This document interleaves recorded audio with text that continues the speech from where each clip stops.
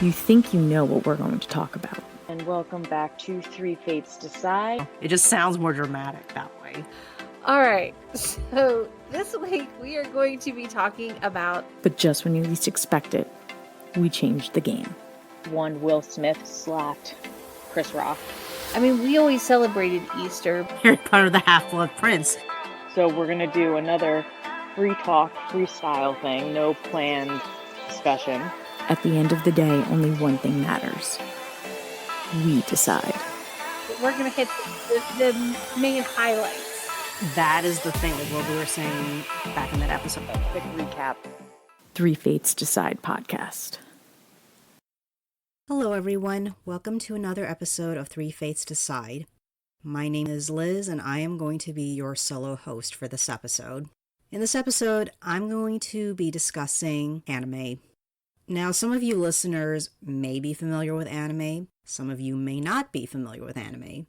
I won't be spending time lecturing to you guys the history of anime because otherwise this would end up being a 2-hour episode probably and involve a lot more research than I've currently done ahead of time for this recording. So I'm just going to stick with some basic facts and just share my own personal history with anime. So, what is anime? Anime is actually, in the Japanese context, basically the term that literally means animation. In other words, it's actually a foreign language loan word in origin. However, outside of Japan, the term anime has become synonymous with Japanese-styled animation that is very famous for a certain style, a certain visual look to it. I'm pretty sure even those of you who aren't overly familiar with anime, you probably would recognize what anime looks like. So I'm not going to get into too deeply into the history of anime because there are way better sources that I would highly recommend to you. Regardless of how familiar you are with anime, whether you know absolutely nothing about it other than you know this term and this concept exists, or you have been a fan of anime since the 60s and 70s, there are actually a couple of reference books that I highly recommend you check out if you want to know more. One book is actually called The Anime Encyclopedia, a guide to Japanese animation since 1917. Written by Jonathan Clements and Helen McCarthy. Now, this book was actually published in 2001, so it's now 2022 as of this recording, so this book has been out for 21 years, so obviously it's going to be missing quite a few anime titles that have been released subsequent to the original publishing of this book. But if you are not overly familiar with anime in general, or maybe you just want to learn more about some of the older anime titles that may or may not be easy for you to get your hands on at this point in time, that is a really great starting resource for you to better understand and get better knowledge of some of the classics in anime. Another actually really good resource that I would also recommend is a book called Japan America by Roland Keltz. It's actually a very interesting book where the author actually discusses, to a certain degree, the history of anime and also the interesting relationship between Japan and America through the lens of anime. I actually discovered this book because the author actually was a guest commentator on an episode of Studio 360, which was a podcast that was heavily featured on PRI, NPR, and on my local NPR station, which is WNYC. And then I discovered that he actually wrote a book. So I immediately got my hands on it and I started reading it. And it is a really well-written book, and it's a very fascinating look into anime, its history, and also the impact it made both in Japan and in the US. So I highly recommend it. So my own history with anime.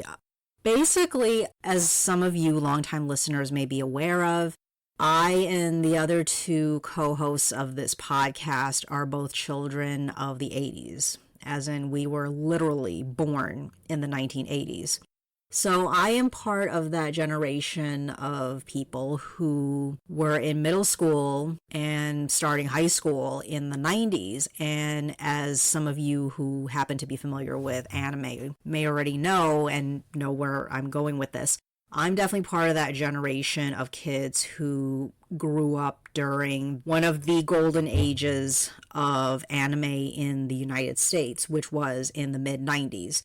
So at this point, I can't even put my finger on exactly which anime series was technically my first anime series, because the funny thing with anime in the United States, especially during the early years of the 80s and into the 90s, was that quite a few companies actually licensed anime series. And the thing was that they did stuff to edit the original episodes to make it fit what was deemed appropriate content for kids, because the general mentality in the US and arguably in a lot of Western countries is the concept that animated stuff is for children.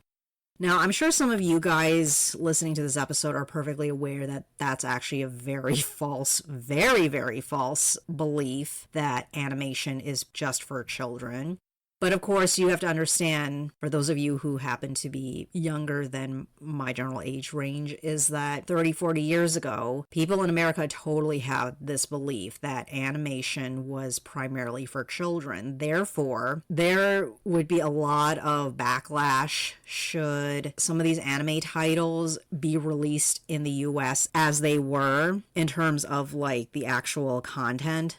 Regardless of whether you think that anime should be subtitled only or they should be dubbed, if they were unedited, basically, some of the stuff that would be shown in these anime titles would be completely inappropriate by a lot of American parents, especially at the time. So a lot of heavy editing was done. Editing in regards to localization, which inevitably happens with just translation in general, because there are going to be certain terms, certain concepts that do not exist in Western contexts that totally exist in Japan. So obviously you do have to make some editorial changes to make it accessible for a local market. Although nowadays, if you were to get your hands on anime series, manga, light novels, what have you, this is less of an issue because it's not difficult for people to do their own research on the internet to better understand what some of these terminologies may mean. And also, translators now have like a better grasp of how to translate Japanese terms and Japanese concepts in a way that is accessible and understandable, while also offering bonus material that will allow the consumer to actually learn a bit about what the original terminology is, which you definitely will find this if you were to pick up a copy of manga or a light novel. But anyway, so my exposure to anime was definitely in the 90s. Now, like I was saying earlier, I can't quite put my finger on which series was technically my first one. So I'm just gonna tell you that definitely some of the shows that I saw in the 90s were Robotech, Sailor Moon, and Dragon Ball Z. I would say out of the three, what really got me super into anime was most definitely Sailor Moon. And I'm sure for quite a few people, Sailor Moon was also their intro to anime, that or DBZ. Some people will say maybe it was Robotech, but the thing was that the way Robotech got edited, as I said, for American consumption, you almost couldn't tell it was anime because they made it so localized that you actually kind of forget that it's actually a foreign animated series. So I never fully grasped that it was actually anime until I was a lot older, and then I realized, oh my gosh, that's what it is. So yeah, for me, it was definitely Sailor Moon. And then a few short years later, when I got into high school, Cartoon Network started showing anime in the afternoon, like basically after school hours with their Toonami. And then not too long after that, they introduced Adult Swim, which some of you are aware of what Adult Swim is. Adult Swim in the early days was actually a mix of adult-oriented cartoons, but also they mixed in anime as well. And what made Adult Swim kind of different with the anime was that actually more unedited in terms of the content. Like, they definitely showed way more violence and sexual innuendo that would not be permitted in cartoons that were being aired during the Toonami afternoon block. So, for me, one of the shows that I absolutely loved watching during Adult Swim is, of course, one of the modern classics, if you want to call it, Cowboy Bebop. And even today, 20 years later, I still consider Cowboy Bebop one of my top 10 favorite anime series personally, and one of the titles that I would recommend to anyone who has never watched a single episode of anime before and wants to jump into the proverbial pool. That is one of the series that I would highly recommend for any of you newbies to anime to check out, because the content is something that I think anyone, no matter what culture you come from, it's totally accessible to you. You would have no difficulty understanding some of the concepts behind the series. If any of you are actually interested, maybe in a future solo episode, I will do a retrospective of Cowboy Bebop. But again, I will leave that for a future episode. After my college years, I have to admit, I didn't really watch as much anime anymore because, to be honest, by that point, this was like in the mid-early 2000s. And to a certain degree, my personal interest in anime was kind of wavering at that point, because by the time that happened, like, I had been interested in anime for like about 10 years at that point, and it was a combination of changing interests and also the fact that some of the anime that was coming out during that point in time just didn't appeal to me as much as the stuff that had come out during the 90s and the very early part of the 2000s. So by the time you get to closer to around 2010, my interest was like wavering, and I mostly stopped watching anime at that point. That was actually around the time I started getting interested in K-dramas, which actually I may do a future solo episode about K-dramas, but for now, we're going to put a pin on that. And now, in recent years, I've been casually watching anime. Like, I don't deep dive watch anime the way I used to, like, 15 years ago. But I have started watching a few series now. One series that I've been watching has actually been very apropos due to the state of the world. It's called Cells at Work. And for those of you who aren't familiar with the series, it's actually a series that I believe is still available on Netflix if you happen to be in the US and Canada. And you can also watch it on Crunchyroll. Although I think Crunchyroll is the better option, because Crunchyroll actually has not only season 1 of Cells at Work, but it also has the season 2, the bonus cold special, and they even released the first series of Cells at Work Code Black. But basically, the concept of this series is that it's basically about the cells in your body, but they've been anthropomorphized, so you follow the adventures of a red blood cell and a white blood cell, and of course they are both animated and interpreted as a delivery person wearing a red uniform, and the white blood cell is basically like a police officer who wears a white uniform. So that's one series that I've been really into. It's actually a really good series because despite the fact that I do not have a background in medicine or any of the related fields, I've actually learned quite a bit about immunology just from watching that show. And the funny thing is that actually on YouTube, there are reactors who happen to be either doctors or medical students who have done reaction videos to Cells at Work. And they've commented that the research that was used to create this series, and incidentally, this series was originally a manga series, the research involved was very accurate, like the creators did a lot of research, did a lot of interviews with actual doctors when they were working on the plots to the episodes. And a lot of these medical students and actual doctors who did the reaction videos, they definitely commented on how like a good chunk of what was presented in these episodes is pretty accurate information. Which isn't to say that you should completely depend on this anime to know about your immune system, but I would say if you want to get something that is easy to digest in terms of basic knowledge about how your own body works, that is a really good series to watch. And best part of all is that the main series, which is Cells at Work, is definitely accessible to not only adults but also to children, so kids can actually watch it and they learn quite a bit. Cells at Work Code Black, however, I would say would definitely not be appropriate for children because while it has the same concept of anthropomorphized cells in your body having all these adventures, the reason why it's referred to as Code Black is because this is based off of a Japanese like slang term for a company which has a terrible work environment with terrible work conditions and workers are overstressed. Well, in that series, the cells that you are following are actually cells in a very unhealthy body, where the body in question is somebody who drinks too much, who smokes too much, and a lot of very adult health issues pop up in that episode. Things like sexually transmitted diseases, impotence, drug use, heart issues, etc.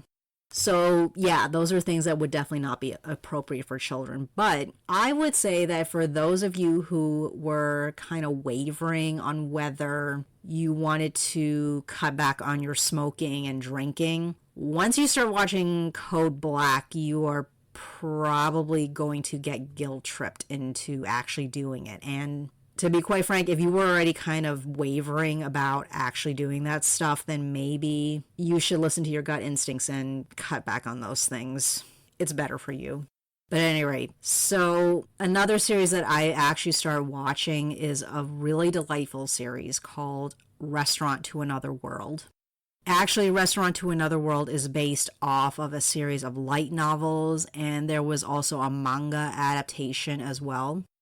In fact, actually, I will be discussing this particular title again when I do the upcoming episode on light novels. So suffice it to say, I would also recommend this particular series to any of you who are interested in a relaxing slice of life / fantasy series. But I will give you one warning, which is if you watch this show, you are going to want to have some snacks with you because let me tell you, anime food is beautifully drawn and will totally make you want to eat the thing that you are seeing on the screen.